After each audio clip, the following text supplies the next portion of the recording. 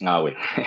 Buenas tardes nuevamente. Les damos la bienvenida a este curso internacional de teorías de la formación. El día de hoy nos estará acompañando el profe Leonardo, quien ya nos acompañó en otras ocasiones. El día hoy presentándonos a un autor para algunos conocido, para otros no, Herbart. Y bueno, ya les habíamos hecho la invitación en el chat para que pudieran colocar ahí su nombre y su filiación institucional. Recordarles que estas sesiones quedan grabadas en el canal de YouTube. En los próximos días se van subiendo al canal. Nosotros en el chat les vamos colocando las diferentes redes sociales del pregrado y también les colocamos el correo del pregrado para quienes de pronto soliciten algún documento o necesiten alguna información adicional. En el correo del pregrado en pedagogía pueden solicitar la información. Vamos a esperar ya un momentito que el profe Leonardo nos dé el aviso y iniciamos.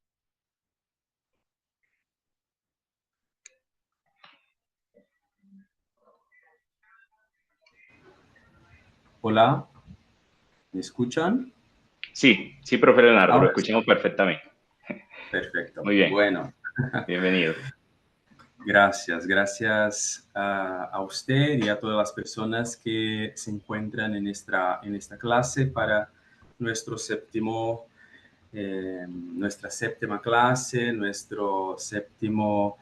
séptima ola de aproximación, de acercamiento a la formación como un concepto básico de estructuración del campo de teorización sobre la pedagogía. Hoy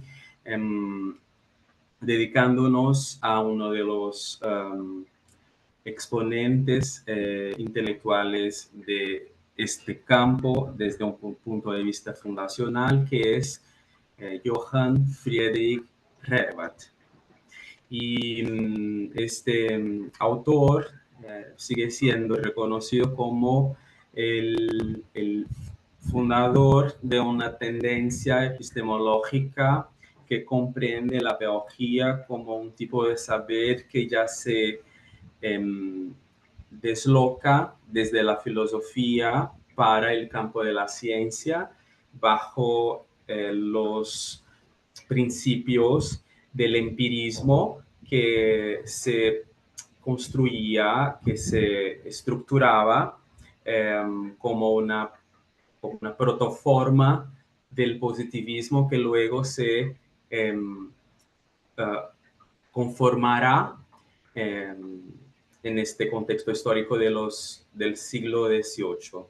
Así que en esta clase vamos a recoger algunas de las principales contribuciones de este pensador y, bueno, interpretar en qué medida se puede aplicar algunas de sus reflexiones todavía al contexto contemporáneo de educación y sus problemáticas, ¿no? Bueno, Herbart fue un filósofo y pedagogo nacido en Alemania, ¿no? Y en un contexto histórico, político muy específico, ¿no? Ha nacido en una ciudad llamada de Oudenburg, creo que se dice más o menos así en español, a los finales del siglo XVIII, en un estado llamado Hannover, ¿no? En Alemania. Y les decía que este contexto histórico es marcado por muchas características importantes y una de las más principales son los desdobramientos de la reforma prusiana en las diferentes esferas sociales, como en 1871, creo yo, la unificación nacional de la Alemania, ¿no? Que ha sido concretizada con su primero emperador. Y bueno, este contexto, claro, ha impulsionado o ha reflectido en la producción teórica de Herbart sobre la educación y, en consecuencia, sobre la propia pedagogía. Pero para que podamos entender qué motivaciones han vinculado a Herbart en el contexto de la educación, es interesante mapear algunas de las características de su formación cultural como sujeto. Y en esta perspectiva, reconocemos que Herbart fue un hijo de una familia letrada. Su padre ha sido un estudioso de las leyes, de las ciencias jurídicas y un funcionario del Estado, un funcionario administrativo. Su madre no tenía propiamente un trabajo externo a su casa, porque tenía que cuidar del propio Herbart, que era el hijo único y también una persona de salud mucho frágil. Y esto hizo con que su experiencia doméstica le propusiera, le proporcionara, perdón, el acceso a libros de filosofía, de derecho, de matemática, de lógica, de física, y en esta ambiència intelectual él tiene ya en su adolescencia los primeros contactos con el pensamiento kantiano. Incluso es interesante mencionar que Herbart ocupa la cátedra de pedagogía en la Universidad de Königsbergo, que es la misma donde Kant actuó en su tiempo, ¿no?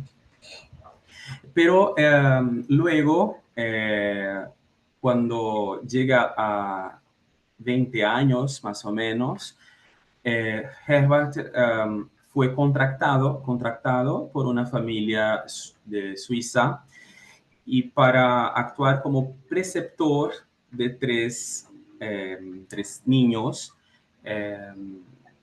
de 14, 9, 7 años de edad. Y fue justo esta experiencia de preceptoría, tal cual también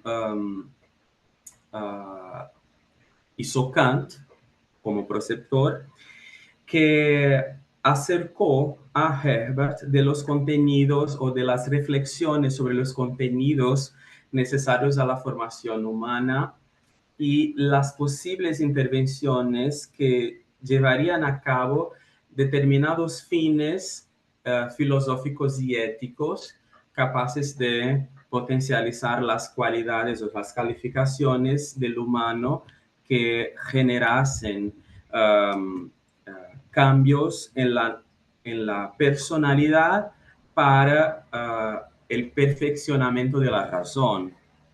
Así que en este tiempo de experiencia con la preceptoría, Herbart tiene contacto muy cercano con otro de uno de los pedagogos más conocidos de nuestra historia, que fue Pestalozzi, ¿no? Es Johann Heinrich Pestalozzi.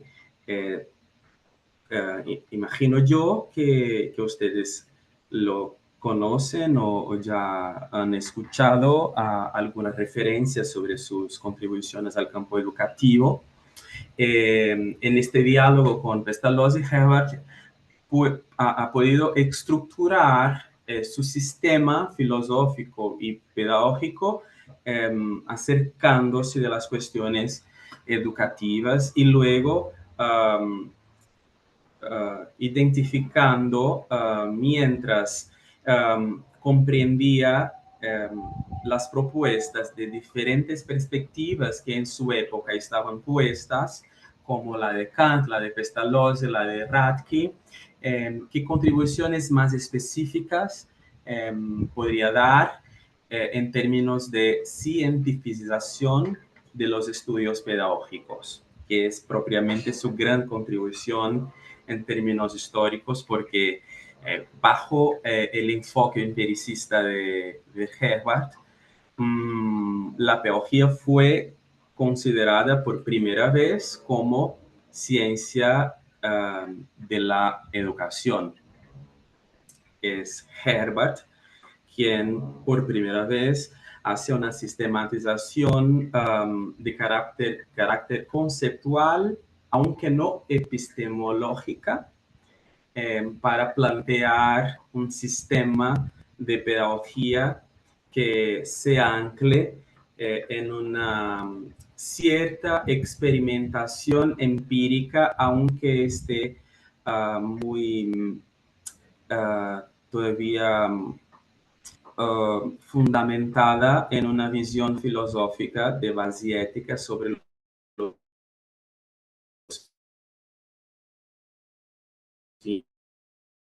fines educativos.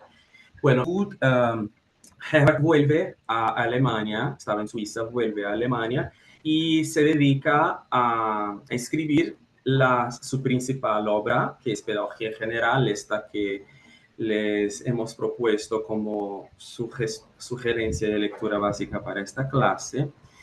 Y la popularidad que tuvo esta obra hizo con que Herbart fuera considerado un reformista educacional, al punto que sus ideas fueron textualizadas en un plan de reforma para su ciudad, para la ciudad de Bremen. Y este plan ha provocado o provocó reacciones intelectuales en distintos grupos. Y este es un punto interesante para comprendernos lo que sucedió posteriormente, porque en este linear del siglo XVIII ya estábamos conscientes de la necesidad como campo académico de revitalizar la pedagogía con las contribuciones que a lo largo de los siglos XVIII expandieron las reflexiones educativas más allá de la arte comeniana, ¿no?, de didáctica, y más allá de la visión, de la cosmovisión filosófica de Kant. Así que Herbart reconoce la importancia de estos clásicos, pero también la necesidad de incorporar a su sistema de pedagogía instrumentos conceptuales de la psicología, especialmente de la psicología de las representaciones mentales, que a la época era reconocida como la principal tendencia más apropiada, más adecuada para comprender los procesos de construcción de los conocimientos por medio de la actividad humana del pensar, del pensamiento, ¿no? Entonces Herbart entendía que los clásicos tenían lugar en su plan educacional, pero que estos clásicos deberían coexistir con la novedad científica representada por las investigaciones en el campo de la psicología de las representaciones. Así que, de modo muy especial, su estructuración de pedagogía incorpora el concepto de formación del carácter que viene desde la filosofía kantiana, la importancia de la psicología de las representaciones y de la ética como base de la pedagogía, y principalmente la distinción entre la pedagogía y la educación, como en este texto que hemos indicado, muy claramente él expresa: la pedagogía es la ciencia, la educación es la arte. O sea, son conceptos distintos que se ubican en planos interconectados, pero que se sobredeterminan. Una vez que la pedagogía, como una forma epistémica estructurada bajo unos principios conceptuales propios, interviene de modo no natural, por lo tanto intencional, en el campo educativo, siendo capaz de establecer un tipo específico de práctica que no existe fuera de la fundamentación conceptual de la pedagogía. Y esta práctica educativa Herbart llama de instrucción. Así que la pedagogía es la ciencia de la instrucción, por lo cual la enseñanza se vuelve instrucción, o sea, la forma más perfecta de educar, porque es la forma científica, la forma que se fundamenta y se sustenta en los principios basales de este sistema filosófico pedagógico herbartiano. Entonces, muy influenciado por Pestalozzi, Herbart se apoyó en algunos de los fundamentos de la intuición para desarrollar su concepción pedagógica. Por ejemplo, cuando entiende la importancia de la pedagogía para una formación docente eficaz, considerando la propia experiencia como un factor determinante, o un factor que interfiere en el modo como que el educador visualiza su alrededor. Incluso es interesante cuando el pensador nos dice en el libro indicado a lectura que la pedagogía crea el círculo visual alrededor del educador, posibilitando la visión de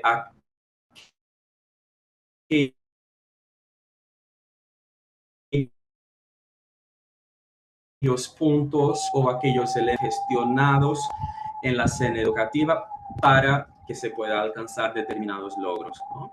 Pero Pestalozzi ha pautado su práctica docente en una perspectiva que se puede llamar más intuitiva, mientras Herbart se ha preocupado en la sistematización de una formación de carácter más científico,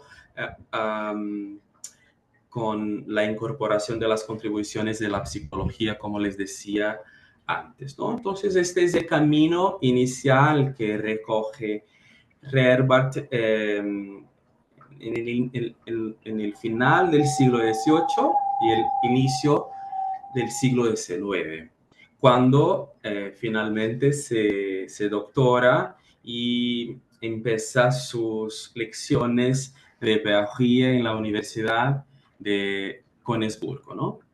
Y esta visión de la pedagogía herbartiana tiene impactos significativos hasta hoy en nuestro campo. Pero vamos a acercarnos un poco más de los fundamentos de este pensamiento. A lo largo de la historia, en el campo de las teorías educacionales, cada pensador insertado en su contexto histórico se fue proponiendo preocupaciones sobre determinados temas. Y Herbart se ha dedicado al estudio de la finalidad de la educación con un especial énfasis al tema de la instrucción por comprender que la instrucción es la forma más perfecta de educar y por lo tanto el elemento norteador de la formación humana, ¿no? En la lectura indicada, yo he señalado para leermos juntos un pasaje donde Herbert nos dice que la pedagogía es la ciencia que el educador necesita para sí mismo. Él también tiene de poseer conocimientos que le permitan comunicar. Desde ya, digo, no conceber la educación sin instrucción. Por lo menos en este escrito, en este libro, entiendo que la instrucción es una forma de educar que se hace simultáneamente a otras formas. Así que en este punto, ¿qué nos dice Herbert? Que hay diferentes perspectivas, dispositivos y dinámicas educativas. Que la pedagogía es un saber que estudia las finalidades de las prácticas educativas con vistas o con interés a la formación humana. Y para tanto, estructura un tipo de intervención que conlleva posibilidades científicas de logros, que es la instrucción, ¿no? Ese es un registro importante. De Kant, el filósofo que hemos estudiado en nuestra clase última, Herbert ha heredado la idea de una educación que conduciría al estudiante a la perfección moral, a la moralidad como el fin último de toda la educación. Tanto Herbert cuanto Kant acreditaban que que por la educación el humano se humaniza, o sea, que el hombre llega a ser humano por un proceso que no es natural, que es el proceso de intervención educativa, corrigiendo determinadas fallas de carácter que son aprendidas a partir de relaciones socialmente establecidas. Así que en Herbert, la educación tiene una función de formación moral y civilizatoria muy bien especificada. Aunque Herbert considere que Kant se preocupó demasiadamente con la educación moral y poco con la educación intelectual. Esta es una crítica que ustedes van a encontrar en el final de la segunda parte del texto que hemos indicado, ¿no? Los apuntamientos de Herbert para la educación son muchísimos y en este primero, a ver, hay una primera pregunta para que podamos hacer una conversación un poco más dinámica. Voy a intentar dialogar con ustedes a partir de ahora. ¿El concepto de ciencia para Herbert es como lo conocemos o es más bien un concepto filosófico? Esa es una pregunta muy interesante, Mónica. No es el concepto que conocemos en términos del positivismo clásico, porque la ciencia en el siglo XVIII no tenía las reglas de positivación ya tan bien convencionadas como en el siglo XIX, porque lo que hace con que la ciencia, especialmente las ciencias sociales y humanas, adquieran este estatuto de ciencia moderna, fue las aplicaciones de un movimiento llamado de experimentalismo. Y el experimentalismo generó preceptos, conceptos y que fueran históricamente se aglutinando para conformar el sentido de ciencia que tenemos hoy. Así que Herbert está en un punto de la historia que consideramos lineal. Él está justo mirando para la ciencia positiva que ya se veía conformada en términos, por lo menos en la ciencia, en el campo de las ciencias exactas y de la naturaleza, pero en que en el campo de las ciencias humanas todavía no se desarrollaba con la misma vigorosidad, pero tenía también la vinculación con la formación clásica de base filosófica o de base intuitiva que después en el seno positivista se reclasificó como de base especulativa. La intuición fue reclasificada como especulación. Pues tu pregunta puede ser contestada de esta forma. Es un pensador que tiene este duplo, que tiene una concepción que revela esta dupla, una interfaz en esa transición histórica al mismo tiempo. Una ciencia que se conforma, pero no propiamente en términos positivistas, pero empiricistas, a partir del experimentalismo que generó las bases para el positivismo en las ciencias humanas y sociales. ¿Alguien le gustaría hacer alguna otra pregunta o intervención o comentarios sobre qué se escuchó de Herbert en su formación? ¿Qué le parece?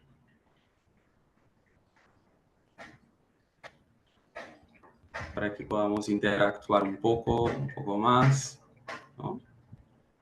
Bueno, entonces para avanzarnos un poquito más y luego voy a cambiar de equipamiento porque estoy en mi ordenador y he venido a casa muy rápido porque estaba en la universidad y se me olvidé de la fuente de energía para cargar el ordenador, así que me voy para mi tablet en algunos minutos porque creo que luego la batería se descargará en el ordenador. Bueno, y ahora pasamos en el aspecto más metodológico para entender las perspectivas de Herbert en cuanto a un fenómeno que llamamos de instruccionalización del pensamiento pedagógico y que otros críticos pueden denominarlo de formalismo herbartiano, ¿no?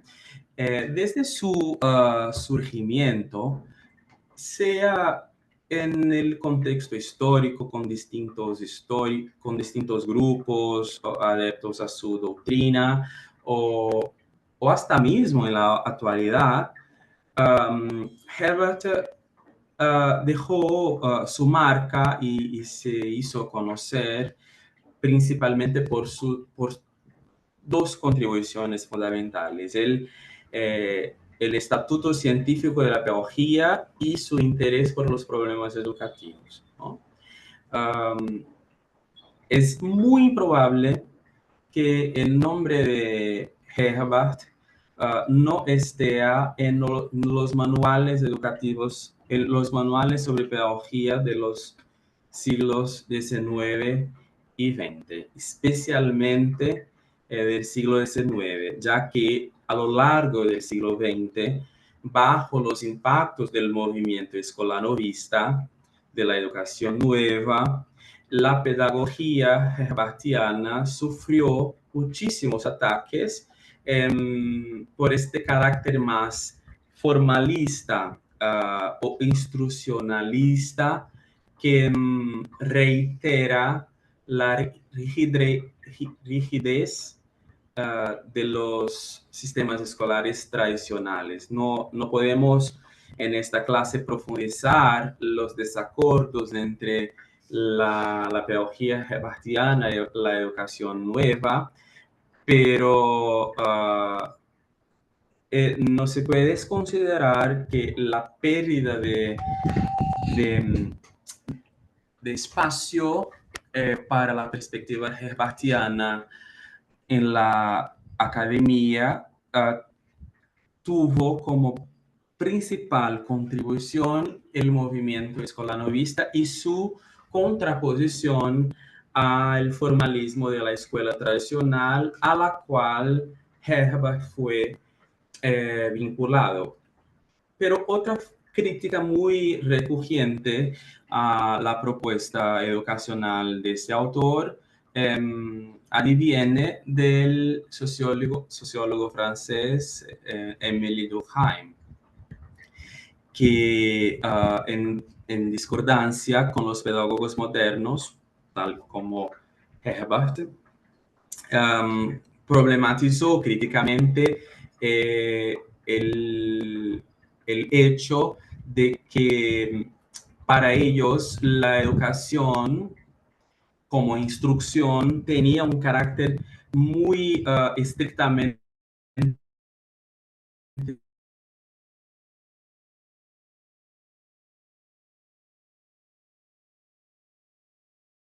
la educación se confundía como el resultado inmediato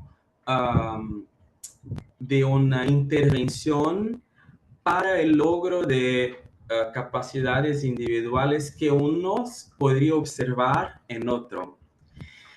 Otra crítica también hecha por Durkheim en el libro Educación y Sociología,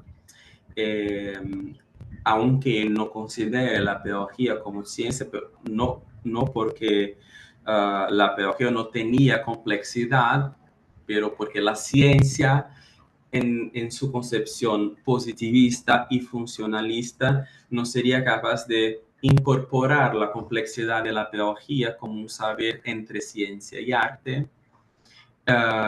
Para Durkheim, la pedagogía en Herbart sería como que una aplicación casi que directa de la propia psicología, ¿no? Y sabemos que Herbart fue un gran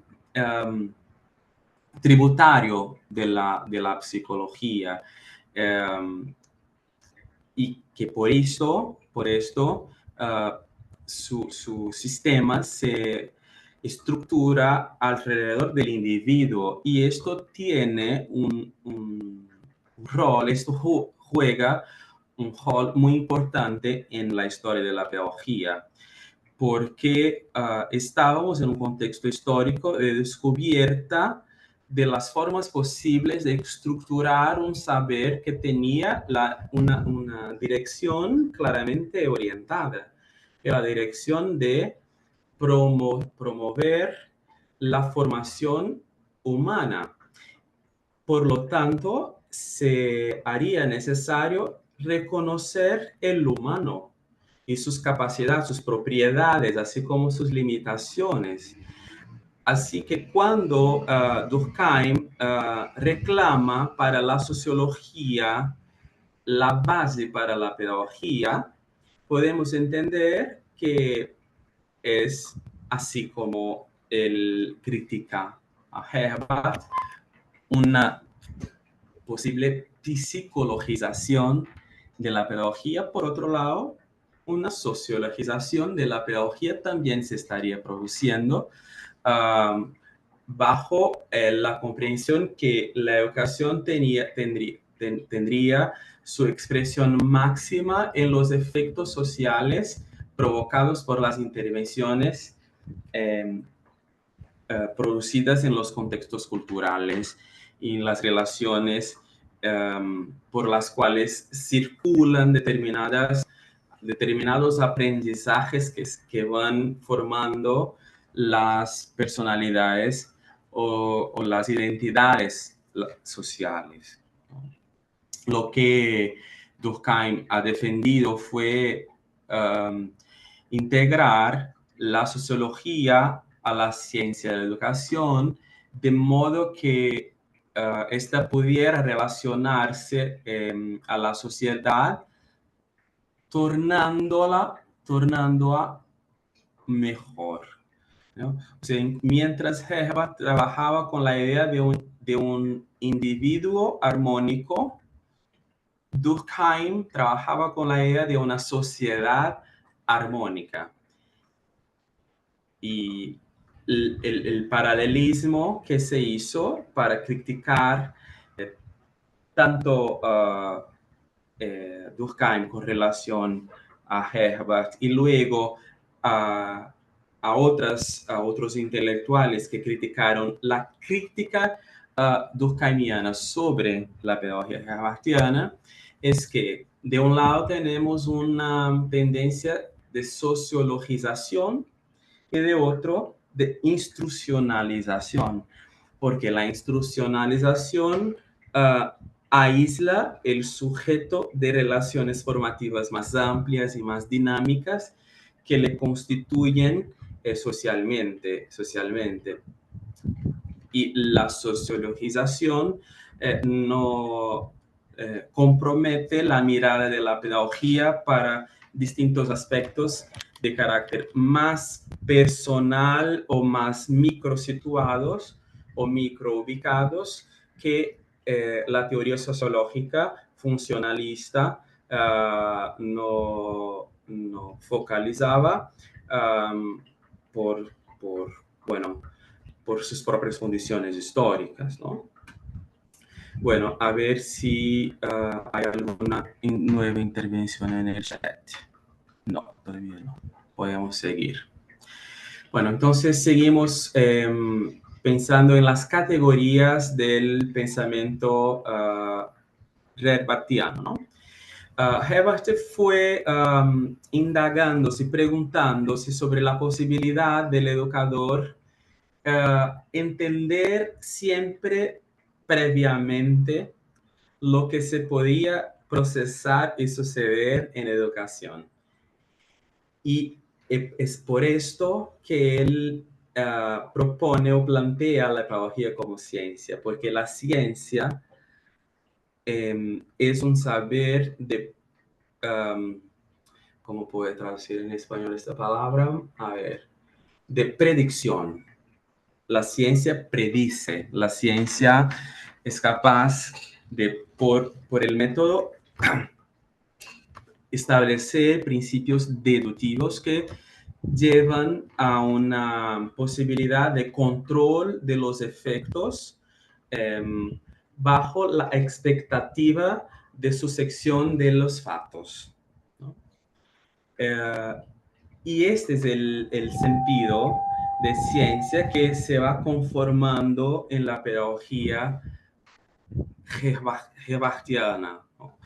Cuanto más el educador conoce y domina los distintos elementos que se articulan en el escenario educativo, más fuerte es su senso decisorio, su capacidad confiante de acción y consecuentemente sus elecciones, ¿no? Su capacidad de elección. Él ha pensado que el proceso formativo alcanzaría su finalidad partiendo de una acción pedagógica estructurada en tres puntos principales: el gobierno, la instrucción y la disciplina. No es poco familiar esto para nosotros que hemos estudiado a 15 días atrás a Kant, ¿no? Gobierno y y disciplina son fuertes categorías. Disciplina mucho más fuerte que gobierno, pero gobierno ya estaba presente en la obra kantiana, pero disciplina consagradamente sí. Entonces, para Herbart, la acción pedagógica del gobierno de los niños se justifica por la condición y la necesidad infantil. En su época, se puede decir que la noción de gobierno tenía ¿cómo puedo decir? Un estatuto antropológico muy claro, que se relacionaba muy directamente al poder de comando de las disposiciones humanas, como nos decía un profesor estudioso de las obras clásicas de pedagogía en Brasil, que se llama Carlos Dal Bosco, ¿no? Entonces, Herbart entiende que en la infancia, que es la fase inicial de la vida, la necesidad de la educación es más intensa, es más fuerte, porque ahí se forman las bases del carácter. Y de esto resulta su interpretación del gobierno del niño como punto inicial del desarrollo de las disposiciones humanas. Esto también está justificado en los dos capítulos iniciales que les hemos propuesto como lectura. Y un poco más adelante, en el libro de Pedagogía General, para las personas que se quedaron un poco más estimuladas a profundizar la lectura, nos explica el autor que en los primeros años de la vida el niño no tiene voluntad propia. Y que antes que su voluntad sea manifestada, deberían los adultos, los maestros, los preceptores, los padres, las madres, hacer una especie de conquista de los niños para poder influenciarlos educativamente, ¿no? De modo que el niño no se sienta, miren qué interesante, que el niño no se sienta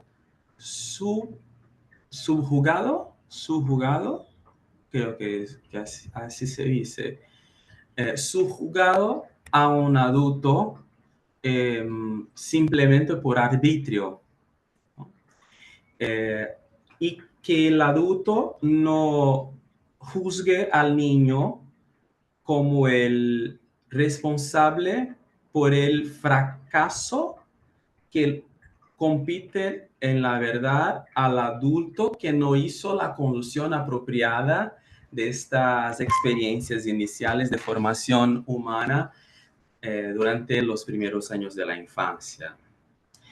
O sea, es una pedagogía, es lo que sigo diciendo para ustedes acá, desde nuestras primeras clases, que la pedagogía moderna es la pedagogía del cuidado intergeneracional, ¿no? Alguien me pregunta, ¿qué relaciones y diferencias hay entre la formación y la instrucción según Herbart? Bueno, formación en Herbart es un fin. Instrucción es un medio. La formación no es un proceso de uno sobre el otro. La formación se constituye como una vocación ontológica del sujeto que se construye por medio de un proceso de perfeccionamiento moral bajo la capacidad de autojuicio. Ese es el sentido más auténtico de formación en Herbart, que no distingue de Kant. Es el mismo sentido. Pero de instrucción, ahí sí tenemos acá una contribución original, porque en Herbart la instrucción es la práctica educativa cientificizada, es la educación científica. es la educación que se practica en términos de estructuración conceptual para el control de los efectos educativos. Es por eso del cuidado intergeneracional que para Herbert la dimensión ética es tan importante. Sí, para todos los modernos, Herbert, Kant, Pestalozzi, Comenius, Rousseau, la pedagogía es un señal de esperanza en un futuro que se descortinaba muy lentamente bajo la sospecha de que los vicios culturales y sociales del medievo, de la idea de las trevas, podrían volver porque sus instituciones todavía todavía estaban muy fuertes, que eran la monarquía y la iglesia. Así que las apuestas hacia la pedagogía fueran apuestas desde una mirada intergeneracional de hombres, y son hombres de verdad en este punto de la historia. Hablamos de hombres porque los cuerpos de las mujeres estaban excluidos de estos espacios de generación de conocimientos. Esto son gargalos, son fracturas de la historia en una sociedad anclada en el patriarcado, como sabemos nosotros. Y esta esperanza en una pedagogía que conduciría el hombre en una tarea concreta de construirse para el enfrentamiento histórico de la condición de irracionalidad, de imperfeccionalidad, para la conquista de la razón y con ella la posibilidad de progreso. Pero no solamente la ciencia sería capaz de esto, la razón sería capaz de esto, porque la ética establece una comprensión universal del sentido que dirige en términos teleológicos, el telos, o sea, el sentido motivador, este humano que intenta reconocerse como un sujeto de calidades que le son inherentes y universales. Así que el campo para pensar estas calidades y la forma de preservarlas como riquezas ontológicas es la ética. Por lo tanto, la ética es en Kant una de las bases de la pedagogía. Avanzamos un poco acá, ¿no? Estábamos hablando de la culpa que Herbert atribuye a los adultos por el fracaso de la educación de los niños, ¿no? Por la ausencia de las prácticas apropiadas de gobierno, ¿no? Bueno, podríamos acá, si tuviéramos un poco más de tiempo, hablar de las medidas que en el libro sobre pedagogía general o educación derivada de los fines, Herbert establece, que son la amenaza, la autoridad y el amor, ¿no? Pero vamos a avanzar un poco más para pensar en el segundo concepto estructurante, que es el concepto de control. Bueno, ¿y qué podemos pensar que es el concepto de control en Herbert? Sí, como en cualquier otra medida, el control se ejerce bajo una justificación moralmente establecida y se hace con consideración al otro que se educa. De modo que el exceso de control en Herbert es un acto extremadamente peligroso y odioso. Miren que es siempre una dubiedad, un paradojo que característicamente tipifica el pensamiento educativo moderno entre la autoridad, la libertad, autonomía, control, entre emancipación y entre alienación, ¿no? Escribe Herbert que el exceso de control impide a los niños de tomar en conciencia de sí mismos, de se poner a la prueba y de conocer mil cosas que jamás se pueden encontrar a través de una búsqueda individual. Porén en español, a ver cómo se dice esa palabra. Bueno, se me olvidó esa palabra. Que se quiere impor algún control como regla, que no se exija agilidad, inventividad o comportamiento confiante de aquellas personas que han crecido bajo presión. Entonces, para Herbert, la combinación de la autoridad y el amor es la mejor medida para el gobierno de los niños, ¿no? Y esta combinación debe ser un atributo de los adultos que se dedican a educar a los niños. Esta medida del amor es comprendida como una especie de armonía de sentimientos para con los niños que se transforma en hábitos de convivencia. Esa es una forma interesante de pensar las relaciones de amor en términos profesionales, pedagógicos. Armonías de sentimientos que se aprende, que se practica y se transforma en hábito. Es interesante, ¿no? El educador, por lo tanto, aceptaría.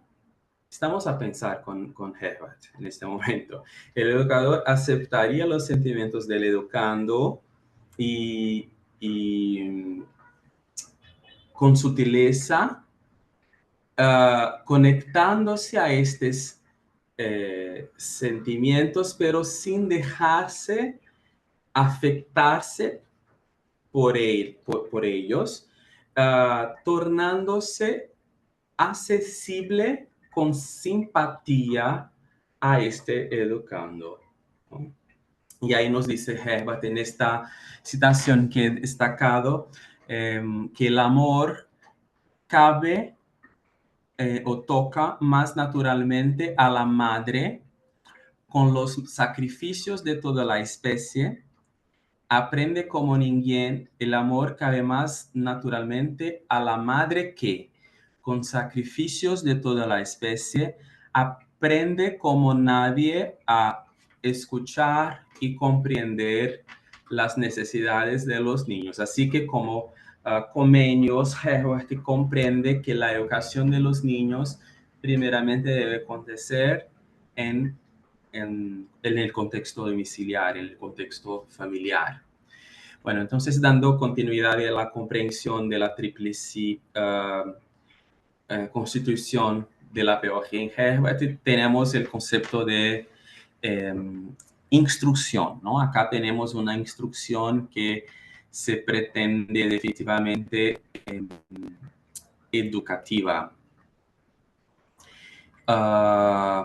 Y ahí, para mejor comprender esta idea, es interesante recordarnos una de las primeras frases del libro sobre pedagogía general, donde Herbert nos dice que sería locura dejar el hombre entregue a la naturaleza o hasta lo mismo, hasta mismo, perdón, conducirse por ella o hasta ella. Lo que Herbert intentó decirnos con esta frase fue una provocación, ¿no? Para evitar un equívoco de que la educación tiene que orientarse por la naturaleza salvaje del hombre, por el ímpetu natural del hombre. En Herbert no hay propiamente una intención de que el hombre abandone la naturaleza, pero que tenga condición de comprender la naturaleza humana como un punto de referencia sobre lo cual el humano tiene que explorarse para comprenderse, para encontrarse, ¿no? Justo porque la naturaleza puede ayudar muchísimo la humanidad a comprenderse tanto a sí misma como en relación a lo que está más allá de sí misma. Entonces, para clarificar este concepto, Herbert utiliza una metáfora que es muy conocida por los estudiosos, que es la metáfora del navío. El navío es un barco cuya construcción está hecha con toda la arte para ceder a las olas y al viento. Espera por el conductor para indicar su destino y conducir al curso de acuerdo con las circunstancias. O sea, en el proceso de navegación que el sujeto se comprende como conductor de la navegación, ¿no? Es por la experiencia sistematizada, por la experiencia que instrumentaliza el sujeto a pensar sobre sí mismo. Por lo tanto, este sujeto necesita ser instruido para mirar hacia la experiencia, lanzar mano de los conceptos y conocimientos necesarios para comprenderla. Así que la instrucción es la base para toda la educación en Herbert y no hay la separación que Kant ha propuesto entre educación intelectual y educación moral. Acá la instrucción es la base de todos los esfuerzos educacionales. Bueno, y sobre disciplina, que podemos comentar que acá yo puedo decirles que es un punto muy fuerte para comprensión de la noción de formación en Herbert, porque aquella cosa que se inició con el gobierno de los niños, como la posibilidad de el perfeccionamiento de las propiedades humanas, se consolida en la disciplina, porque la disciplina como una acción pedagógica tiene la función de preservar, mantener firme la voluntad del educando bajo los principios de las ideas éticas. ¿Por qué la disciplina es tan importante para Herbert, así como fue para Kant en el plan de la formación humana? Porque la disciplina es la capacidad de autorregulación. Y sin la proposición ética, el contenido de la disciplina no permite al sujeto disciplinarse, porque la disciplina solo puede establecerse bajo un determinado contenido normativo que se ve como justo, que se ve como bello, que se ve como cierto, que se ve como correcto, que se ve como valioso. Y no es el objetivo de la educación que las personas solo hagan el justo, el correcto, el bello, el virtuoso, cuando estén bajo amenazas. Porque esto significa que las personas no se han construido autónomamente como un sujeto capaz de tomar decisiones y sostenerlas bajo sus propias decisiones, bajo sus propios sentidos y significaciones. Así que la conformación del senso de la disciplina permite la posibilidad de autorregulación que tiene las ideas éticas como principio, ¿no? Entonces, con los ojos mirando hacia el futuro, la disciplina visa promover la estabilidad y la conquista, el logro de una personalidad autorregulada, capaz de reconocerse y preservarse ante los juicios cerrados y las amenazas morales de la sociedad, ¿no? Uh, por lo tanto, Herbert estructura un sistema de medidas de disciplina que conllevan el estímulo, la obligación, la recompensa y también el castigo, pero no el castigo físico, ni cualquier castigo que se prolongue. Herbert nos dice que cuando el castigo se prolonga es señal que el educador no hizo bien lo que debería hacer. Porque ningún castigo debe prolongarse como si la instrucción no tuviera efecto. Porque la instrucción debe proporcionar o accionar permanentemente ejercicios de autodeterminación que van a culminar, que van a resultar en un amadurecimiento moral. Así que en Herbert, la disciplina tiene como característica común con el gobierno de los niños el hecho de actuar directamente en el alma y la instrucción en la mente. O sea, estamos hablando de una formación integral en términos de construcción de la personalidad, ¿no? En este momento yo voy a cambiar de equipamiento porque tengo baja energía, entonces les pido un instante y luego vuelvo. Un instante.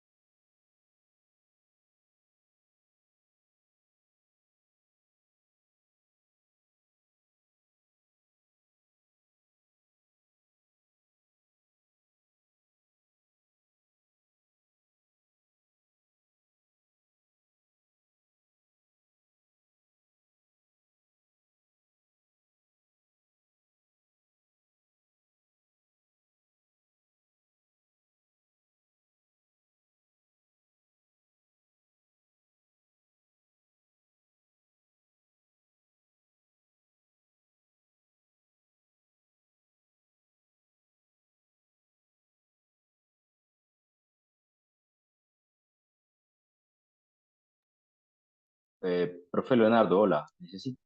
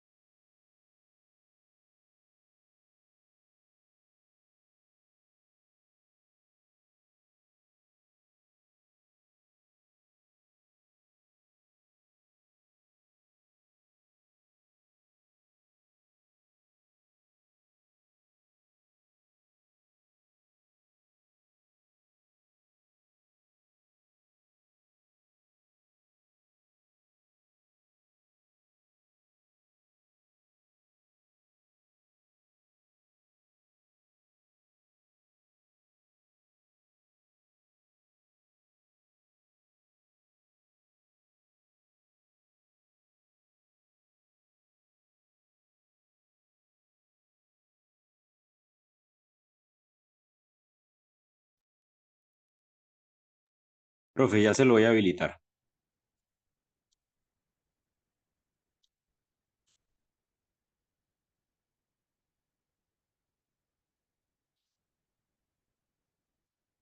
Profe, puede intentar en este momento. Bueno, ahora sí, ¿me escuchan? ¿Es posible? Sí, bueno, Sí, ya gracias. lo escuchamos.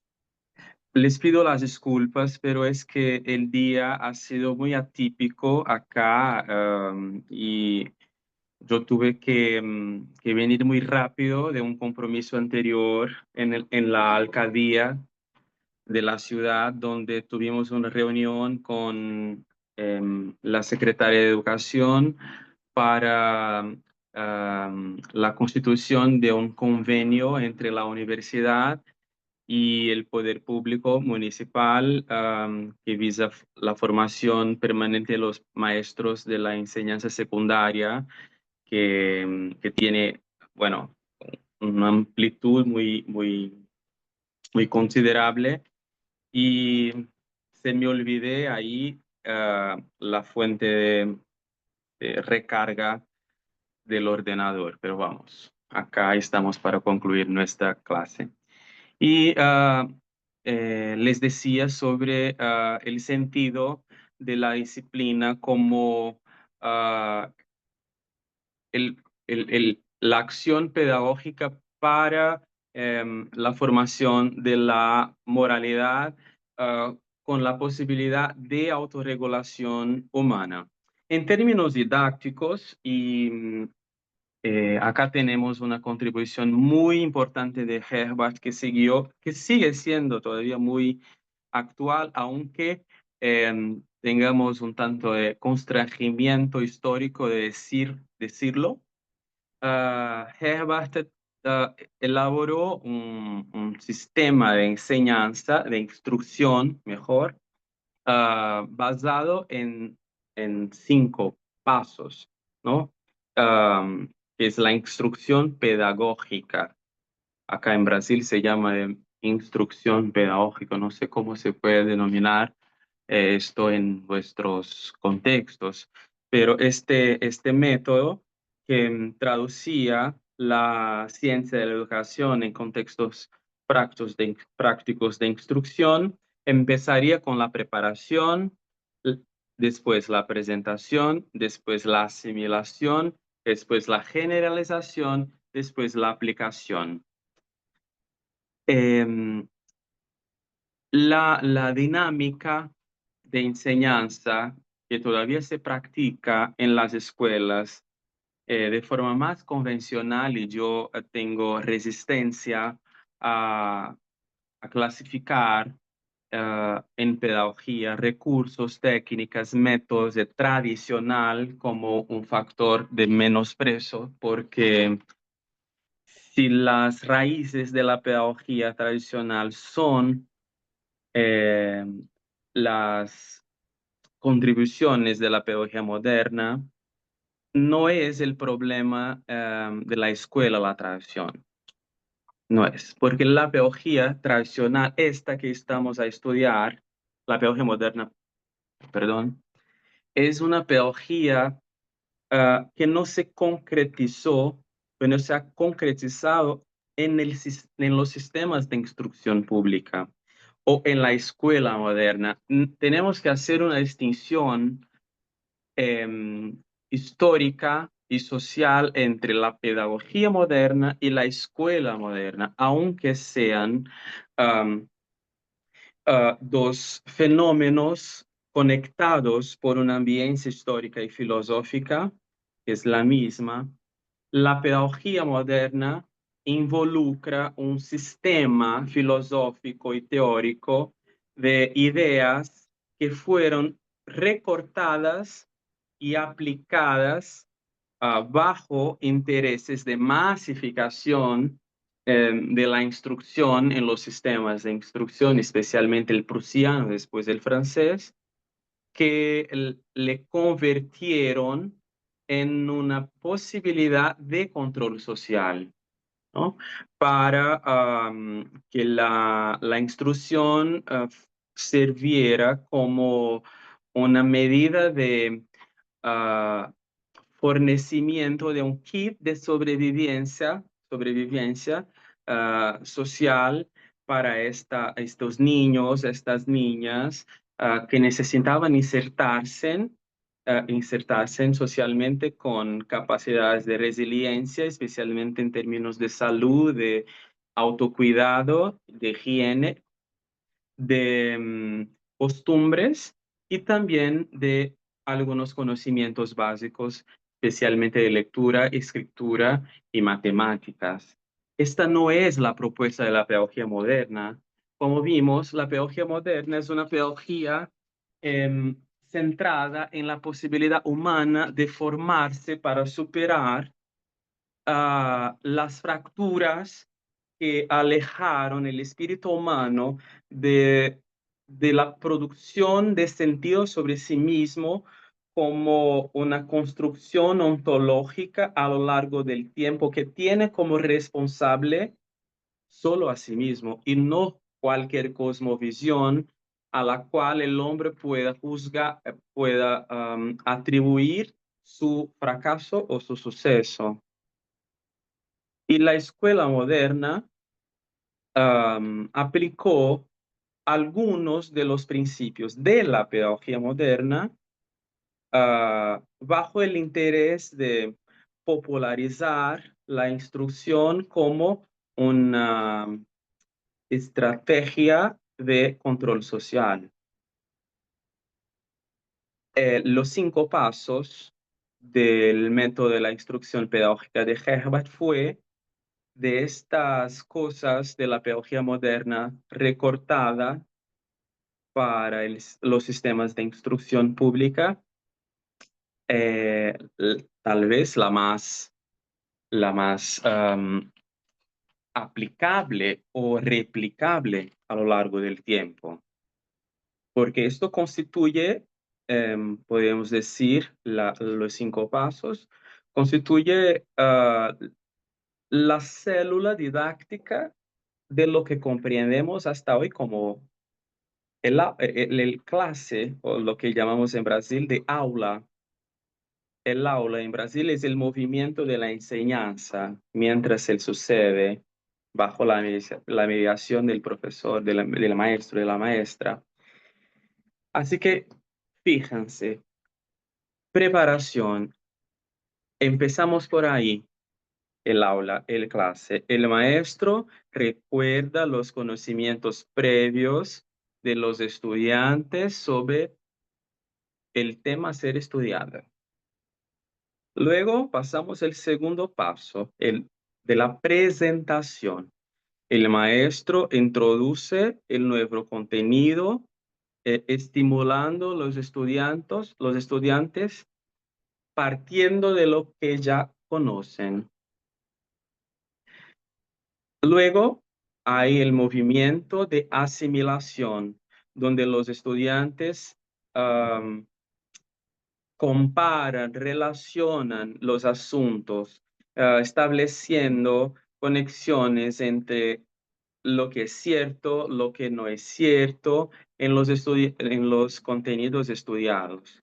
El cuarto paso es la generalización. Acá tenemos los estímulos para que los estudiantes consoliden lo que han aprendido, adjuntando lo que ya sabían al nuevo contenido.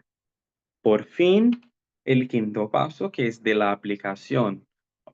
O sea, los estudiantes van a realizar evaluaciones para determinar si de hecho han adquirido conocimientos y si son capaces de aplicarlos, movilizarlos. Les pregunto si esto es radicalmente diferente de lo que suele suceder en las escuelas alrededor del mundo, aún mismo en aquellas que se dicen alternativas o innovadoras, en alguna medida con más o menos cercanía. La instrucción pedagógica en Herbert continúa siendo un reto de imaginación pedagógica muy presente sobre lo que es posible hacer en situaciones de enseñanza, lo que hoy llamamos de enseñanza, que en su época fue llamado de instrucción, ¿no? Bueno, estas fueron algunas reflexiones más generales que he pensado en traer para establecer un marco introductorio de comprensión sobre qué es la formación en Herbert. Y ahora podemos concluir que en este autor la formación es el resultado de la instrucción que se fundamenta en la pedagogía como ciencia, que es el logro que se alcanza con la instrucción pedagógica, que perfecciona el intelecto, pero principalmente que performa las propiedades morales necesarias a la evolución del humano a lo largo del tiempo. Y esta pedagogía que ahora se comprende como un saber científico, por lo tanto, no preso a la especulación, no preso a la transferencia de la experiencia um, ¿cómo puede decir en español? Que se cristaliza en unos saberes personales y que uno reproduce en su propia práctica o transfiere de una persona para otra intuitivamente. Pero como ciencia se compromete en estructurar un cuerpo de conceptos propios que generen una mirada del educador para el escenario de complejas relaciones que constituyen eh, um, la posibilidad de enseñar y de aprender. Por eso que nos dice Herbert que la pedagogía crea el campo visual del educador para donde, por lo cual es posible mirar aquellos puntos que es importante reconocer para manejar, y manejar para ser mejor, y hacer mejor para lograr éxito, y con esto proporcionar a la experiencia humana en el mundo la superación de los juicios falsos, de los juicios equivocados que nos prenden a un conjunto de hábitos poco propicios a la perfección de la moralidad y del intelecto. Bueno, yo espero que estas reflexiones les sirvan para comprender un poco más sobre este autor y sobre el espíritu o el contexto filosófico de su época para que posamos recoger a la pedagogía como ciencia en Herbert, no como una referencia histórica que solo ilustra una trayectoria por donde hemos pasado y donde ya no estamos más.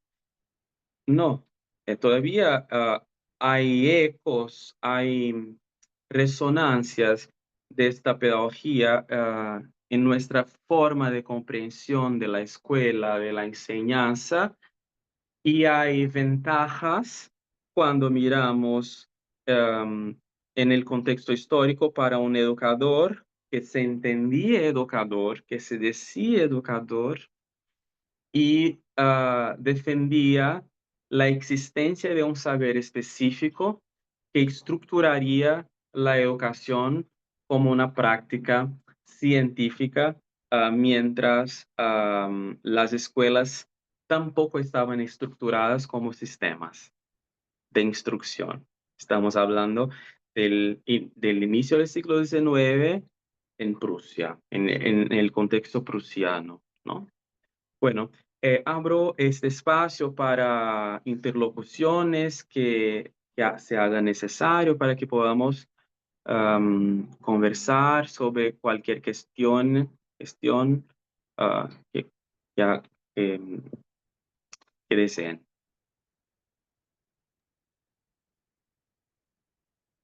Sí, efectivamente, si alguien desea participar, pueden levantar la mano o escribir en el chat y les habilitamos para que puedan hacer su intervención.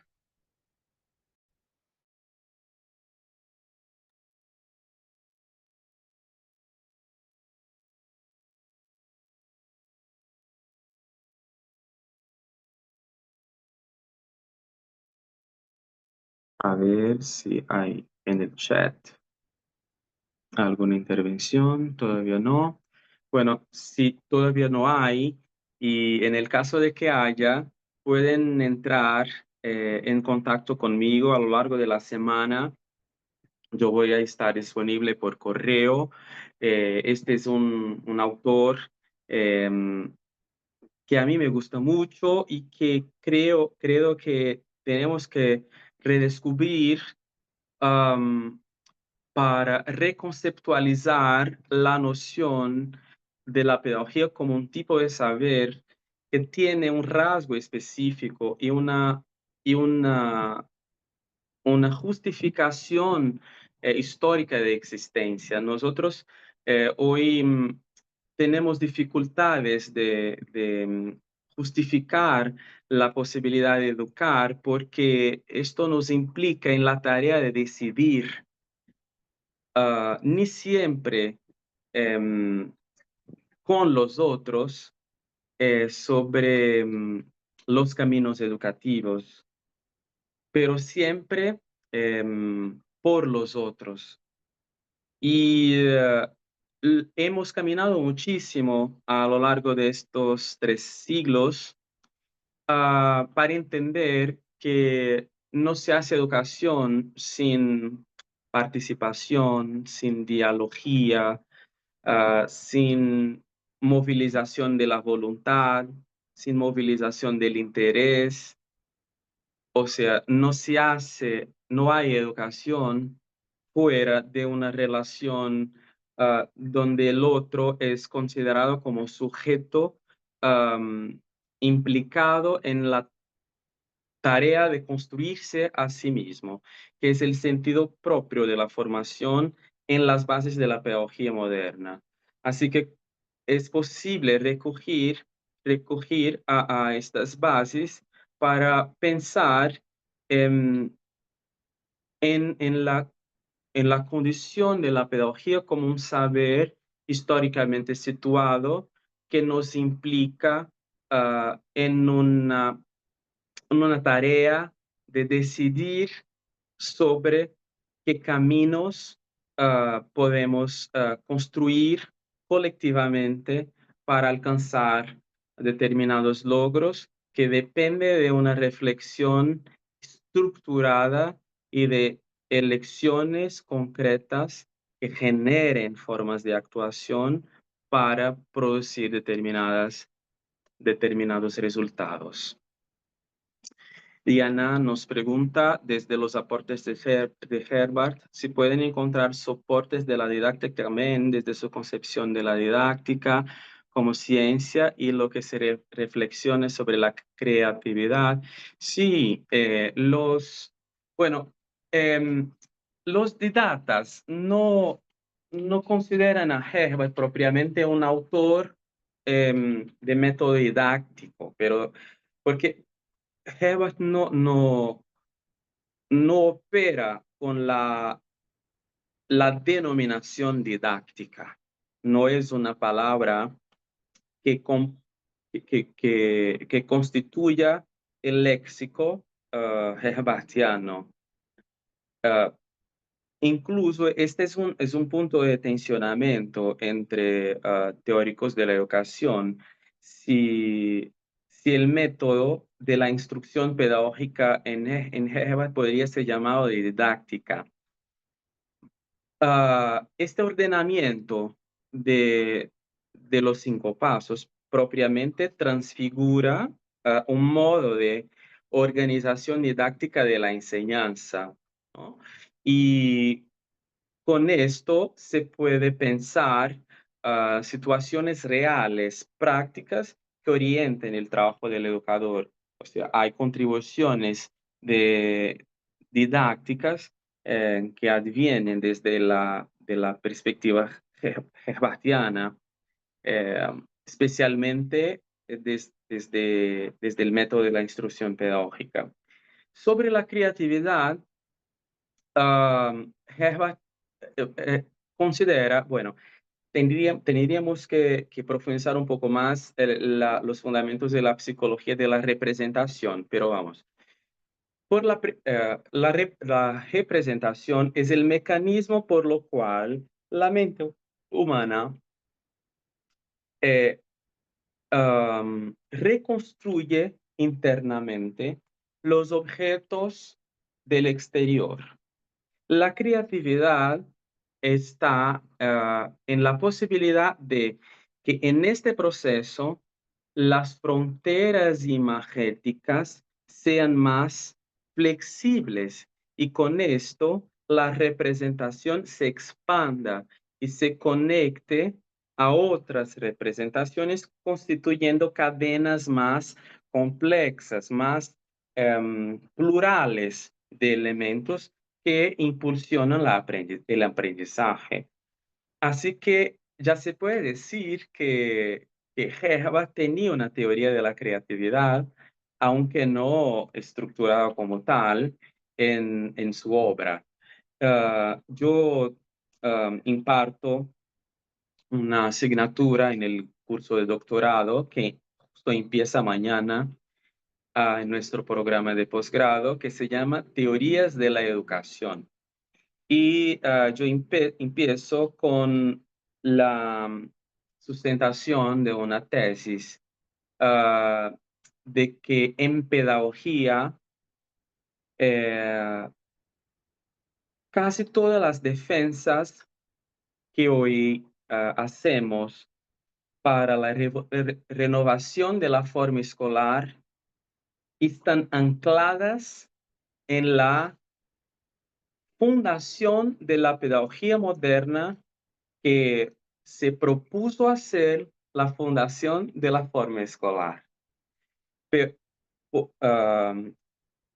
el problema fue que en el medio de este proceso se constituyeron los sistemas de instrucción que fueron aportándose en recortes de lo que parecía interesante, estratégico para la estructuración ideológica de estos sistemas. Profesor, teniendo en cuenta lo mencionado, el papel de las relaciones intergeneracionales cuenta con un gran valor, seguramente, Mariana. Y según algunas cosas que comentaste anteriormente, la disciplina es coactiva, algo externo. ¿No es posible entonces que la disciplina provenga de la voluntad del ser? Sí, claro. La verdad es que el gobierno, cuando ejercido en este equilibrio de amorosidad y de cuidado, él conlleva la disciplina, porque la disciplina en Herbart no es solamente el ejercicio heterotópico de un arbitrio externo, pero es la conciencia del deber que uno tiene por se autodeterminar. Por lo tanto, es la voluntad de ser. O sea, yo tengo la conciencia y me organizo internamente, comprendiendo la fuerza, los impulsos, la voluntad y las consecuencias. Y en el medio de todo esto, me defino como alguien que es capaz de seguir determinados rumos que preservan mi capacidad de ser, de ser.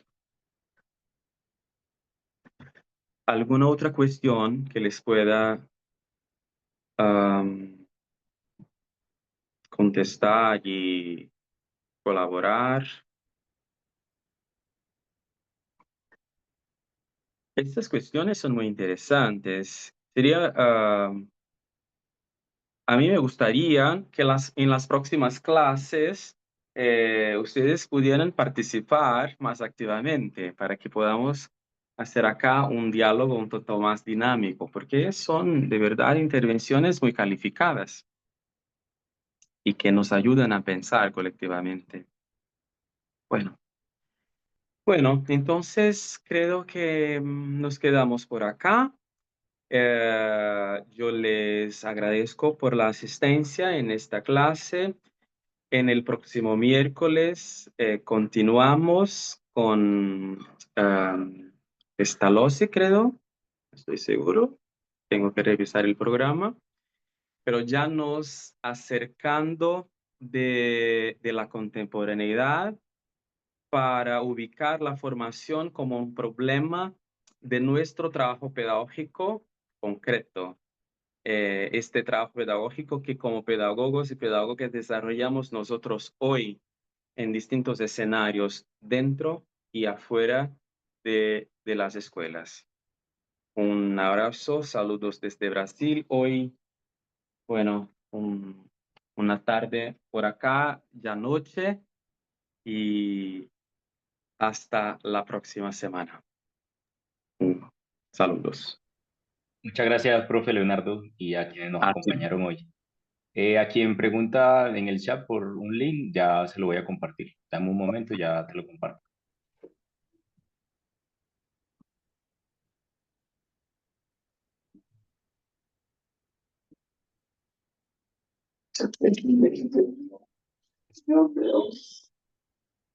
Ay.